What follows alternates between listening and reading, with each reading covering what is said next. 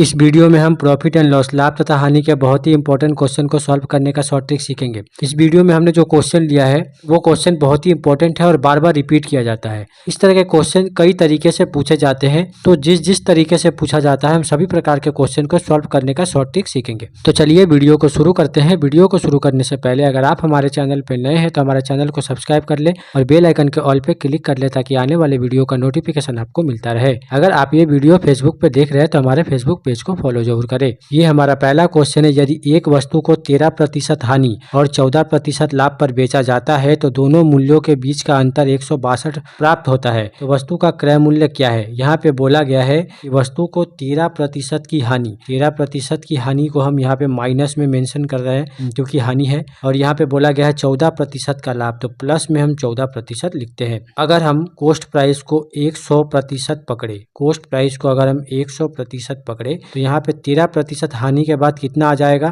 यहाँ पे हो जाएगा 87%, और यहाँ पे 14% लाभ के बाद कितना हो जाएगा 114%। इन दोनों का आप डिफरेंस अगर देखेंगे, इन दोनों का डिफरेंस हमें यहाँ पे मिल जाएगा 27%। तो 27% में कितने का डिफरेंस हो रहा है, 27% के कारण 162 रुपये का डिफरेंस हो रहा है। पूछा गया है वस्तु का क्रय मूल्य, तो क्रय मूल्य का मतलब हमने क्या माना है यहाँ पे 100%। 100% का मान हम यहाँ से निकाल लेंगे। 1% का मान कितना होगा 162 बटा में 27। उसी तरह 100% का मान कितना होगा, यहाँ पे लिखेंगे 162 बटा में 27 गुना करेंगे 100 का। 27 से ये 6 बार में कटेगा, 6 गुना 100 कितना होता है 600 रुपया। ये हो जाएगा कोस्ट प्राइस, यही हो जाएगा हमारा फाइनल आंसर, जो कि ऑप्शन सी में दिया गया है। तो ऑप्शन सी जो है वो हमारा सही आंसर हो जाएगा। इस टाइप के क्वेश्चन बार बार अभी पूछे जाते हैं। यहाँ पे 13% हानि और 14% लाभ बोला गया है। यहाँ पे आप प्लस माइनस ना करके अगर 13 और 14 को प्लस करेंगे तो देखेंगे आपको 27% डायरेक्ट मिल जाएगा। इस तरह का क्वेश्चन अगर आपको मिले,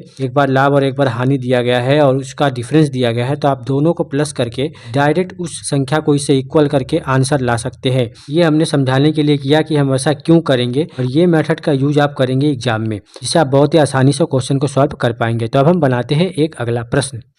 एक वस्तु को 12% हानि पर बेची गई। यदि इसे 49 रुपया अधिक में बेचा जाता तो 2% का लाभ होता, तो वस्तु का क्रय मूल्य कितना है। इस क्वेश्चन को कैसे सॉल्व करेंगे, यहाँ पे बोला गया है 12% की हानि, यहाँ पे -12% लिखते हैं। बोला गया है कि अगर 2% लाभ होता, कब होता, जब 49 रुपया अधिक में बेचा जाता, तो 2% लाभ यहाँ पे लिखते हैं। पहले वाले क्वेश्चन की तरह ही है, इसका लैंग्वेज थोड़ा सा अलग है, बोलने का तरीका थोड़ा सा अलग है। 12% हानि पे बेचा गया था, अगर 49 रुपया अधिक में बेचा जाता तो 2% का लाभ होता। तो हम यहाँ पे क्या करेंगे, इन दोनों को करेंगे प्लस। इन दोनों का प्लस करने पे कितना मिलेगा 14%। इसके बराबर हम क्या रख सकते हैं 49 रुपया जितने का डिफरेंस है। 1% के बराबर कितना हो जाएगा 49 बटा में 14। पूछा गया वस्तु का क्रय मूल्य, मतलब 100% का मान पूछा गया है, तो 49 बटा में 14 गुना करेंगे 100 का। 7 दूनी 14, 7 सत्ते 49, 2 से 150 बाद में कटेगा। 7 गुना 50 करेंगे तो हम यहाँ पे कितना मिलेगा 350 रुपया। यही हो जाएगा कोस्ट प्राइस, यही हो जाएगा हमारा फाइनल आंसर, जो कि ऑप्शन डी में दिया गया है। तो ऑप्शन डी जो है वो हमारा सही आंसर हो जाएगा। तो इस टाइप के क्वेश्चन को आप ऐसे बहुत ही आसानी से सॉल्व कर सकते हैं। अब हम बनाते हैं एक अगला प्रश्न।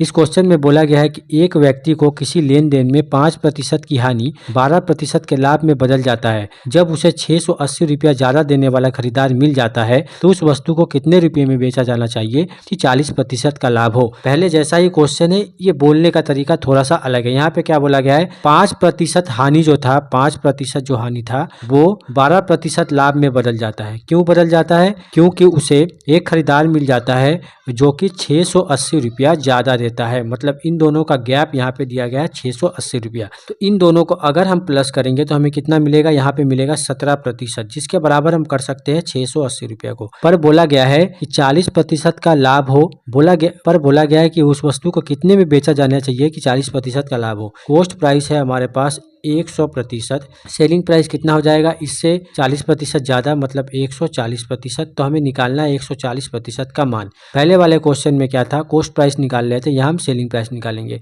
40% के लाभ पर। तो 1% के बराबर कितना हो जाएगा 680 बटा में 17। 17 से ये 40 बार में कट जाएगा, मतलब 1% के बराबर कितना होगा 40। तो यहाँ पे 140% के बराबर अगर हम निकालेंगे तो 40 गुना 140 हो जाएगा, मतलब यहाँ पे 5600 हमें मिलेगा। यही हो जाएगा उस वस्तु का विक्रय मूल्य 40% के लाभ पे। तो 5600 जो है वो ऑप्शन ए में दिया गया है, तो ऑप्शन ए जो है वो हमारा सही आंसर हो जाएगा। इस तरह के क्वेश्चन को आप ऐसे बहुत ही आसानी से कम समय में सॉल्व कर पाएंगे। रेलवे एनटीपीसी और ग्रुप डी में अब इसी तरह के क्वेश्चन बार बार रिपीट किए जा रहे हैं।